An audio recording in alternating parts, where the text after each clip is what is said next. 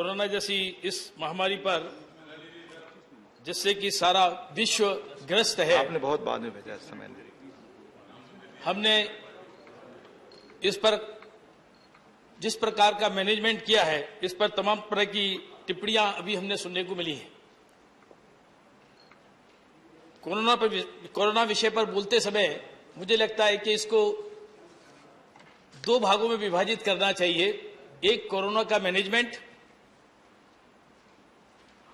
First wave, second wave और आगे आने वाले समय में क्या किया जा सकता है, और दूसरा, कोरोना से लड़ने के लिए जो सबसे कारगर उपाय है। मुझे लगता है कि विश्व में कोरोना से लड़ने का सबसे कारगर और अंतिम उपाय वो वैक्सीनेशन है। Covid appropriate behaviour and vaccination. जहां तक कोरोना के मैनेजमेंट का विषय है, सारी दुनिया में, क्योंकि चीन का आंकड़ा आता नहीं है, बाकी सारी दुनिया में जिस प्रकार के ये महामारी फैली, किसी को इसका अंदेशा भी नहीं था, किसी को इसकी समझ भी नहीं थी। और मैं मेडिकल प्रैक्टिशनर होने के नाते भी कह सकता हूं कि डॉक्टर्स को भी इसकी अभी भी जानकारी मिली ही रही है, कोई जानकारी नहीं थी। इस सब के बावजूद जहां विश्व पटल पर भारत का हेल्थ स्ट्रक्चर, इंफ्रास्ट्रक्चर जिस प्रकार का था, हम सब जानते हैं। और इससे पहले की सरकारों ने क्या करके दिया और कितना दिया और क्या है, इसको भी हम सब भली बात ही जानते हैं। क्या हेल्थ स्ट्रक्चर में दुनिया में हमारी रेटिंग थी। इसके बावजूद हमें फख्र होना चाहिए इस देश के प्रधानमंत्री पर, हमारे नेता पर। हमारे सीमित संसाधनों के बाद भी जिस प्रकार से प्रधानमंत्री ने फ्रंट फुट पर कोरोना के खिलाफ लड़ाई लड़ी और 8 जनवरी 2020 को पहली बैठक की कि कोरोना आएगा तो हम क्या कर सकते हैं, सारे देश को सज्ज करने का काम किया, सारी व्यवस्थाओं संभालने का काम किया।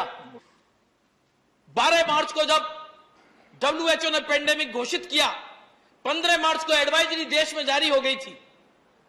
22 मार्च को जनता कर्फ्यू के माध्यम से देश को एक प्रकार से सज्ज करने की बात कही गई थी कि ऐसा लॉकडाउन लग सकता है। 24 मार्च से लॉकडाउन लगाया गया। कुछ नेता अपने आप को बहुत प्रोग्रेसिव कहते हैं, उन्होंने तमाम तरह की बातें रखी थी कि कोरोना के विषय में ये कर सकते हैं, वो कर सकते हैं, और बाद में विदेश चले जाते थे।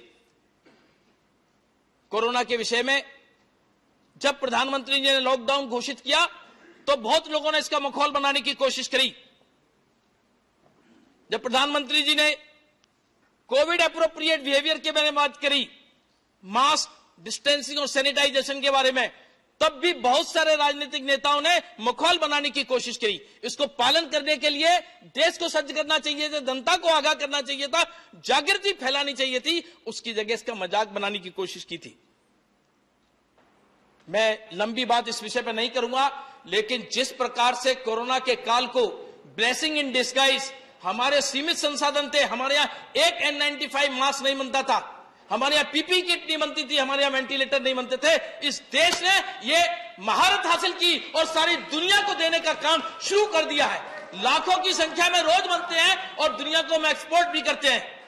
इस प्रकार का ब्लेसिंग इन डिस्गाइज इस आपदा को भी अवसर में बदलने की कोशिश की और देश को सज्ज किया। और देश के लोगों ने किया, कोई सरकार ने नहीं किया, खाली देश के लोगों ने किया। देश के लोगों को प्रोत्साहित किया गया।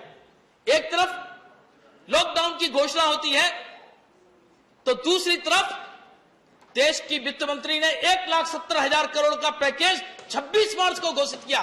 देश के नागरिकों को असुविधा ना हो, देश के नागरिकों की सुविधा हो, देश के नागरिक इस महामारी से लड़ सके, इस प्रकार को देश को सज्ज करने का काम किया। लेकिन उस समय भी आवाजें उठाई, उस समय भी इस लॉकडाउन क्यों कर दिया, लॉकडाउन के लिए तैयारी नहीं की गई। इसी दिल्ली में, संजय जी यहां नहीं है, मैंने पर्सनली इन पे फोन पर बात करी थी कि किस प्रकार से माइग्रेंट लेबर के नाम पर लोगों को भ्रमित करने का काम किया गया दिल्ली में, और अनाउंसमेंट किया गया कि बस तैयार खड़ी है, 1 लाख लोग खड़े हो गए नोएडा बॉर्डर पर। यह किसकी करतूत थी? ऐसा देश का मैनेजमेंट होता है? इस प्रकार से व्यवस्थाएं होती हैं? लोगों को भ्रमित किया गया। माइग्रेंट लेबर को भ्रमित किया गया। और उस समय भी मैंने व्यक्तिगत बात करके इन लोगों से निवेदन किया था कि ये मत करवाइए। हमने ऐसे लोगों को इकट्ठा करके नोएडा के बॉर्डर पर उत्तर प्रदेश के यशस्वी मुख्यमंत्री योगी जी ने बस लगवाकर उनको अपने अपने गंतव्य स्थानों पर पहुंचाने में मदद की। भारतीय जनता पार्टी के तमाम कार्यकर्ताओं ने सेवाई संगठन के माध्यम से श्रमिकों को जो जा रहे थे उनको चप्पल देने का काम किया, उनको भोजन देने का काम किया, उनको गंतव्य पर पहुंचाने की जिम्मेदारी निभाई। और इसका कोई ढोल नहीं पीटा है जी। 25 करोड़ से ज्यादा लोगों को अन्न के पैकेट दिए गए, इसका ढोल नहीं पीटा था। 25 करोड़ से ज्यादा लोगों को अन्न के पैकेट दिए गए। सारी दुनिया में अकेली भारतीय जनता पार्टी ऐसी राजनीतिक पार्टी थी जिसने इस प्रकार का काम किया और बगैर ढोल पीटे किया और लगातार किया, सालों साल तक किया। लेकिन इसका भी माहौल बनाने की कोशिश की गई। जब दूसरी वेव आई, दूसरी वेव के पहले बहुत लोगों ने बात की कि प्रधानमंत्री जी ने लोगों को सज्ज नहीं किया। प्रधानमंत्री जी ने फरवरी में सार्वजनिक रूप से कहा था कि कोरोना अभी खत्म नहीं हुआ है, कड़ाई भी चाहिए, कोई ढिलाई नहीं चाहिए और दवाई भी चाहिए। प्रधानमंत्री जी ने मार्च में मुख्यमंत्रियों की बैठक में आगाह किया था 15 या 16 मार्च को कि कोरोना अभी समाप्त नहीं हुआ है, वायरस यहां है। मैं मेडिकली भी कहता हूं वायरस है और रहेगा, वायरस जाने वाला नहीं है। इसके लड़ने के तरीके क्या होंगे? मुख्यमंत्रियों की बैठक में प्रधानमंत्री जी ने मार्च में कहा था कि हमें इसमें कोई ढिलाई नहीं चलनी है। आप अपने अपने राज्यों में इस बात की व्यवस्था करें कि इसमें ढिलाई ना हो, लोग इससे त्रस्त ना हो। देश को जहां तक नेतृत्व देने का विषय है, प्रधानमंत्री जी ने जिस देश में 900 टन की ऑक्सीजन की रिक्वायरमेंट थी, कुछ समय के बीच में ही ये रिक्वायरमेंट 11,000 टन हो गई। लेकिन इसमें आपा नहीं खोया, हाथ पैर नहीं डाले, जैसे दिल्ली में किया गया कि रिक्वायरमेंट 600 की थी और 954 टन मांगी जा रही थी। विभ्रम फैलाने की कोशिश की जा रही थी, विभ्रम फैलाने की कोशिश की जा रही थी। इस प्रकार के कामों को इस जिस प्रकार से ऑडिट में रिपोर्ट में सामने आ गई सारी बात, मैं इसके डिटेल में नहीं जा रहा। जहां तक तीसरी वेव की बात है, क्योंकि समय मुझे डॉक्टर अनिल जैन जी कंक्लूड करें, आपका खत्म हुआ समय। 10 मिनट मुझे बताया। नहीं 7 मिनट का समय, सॉरी 7 मिनट का समय, प्लीज। चलिए ठीक है। जैसा मैं तीसरी वेव की बात, हमें नो टू थर्ड वेव कहना होगा।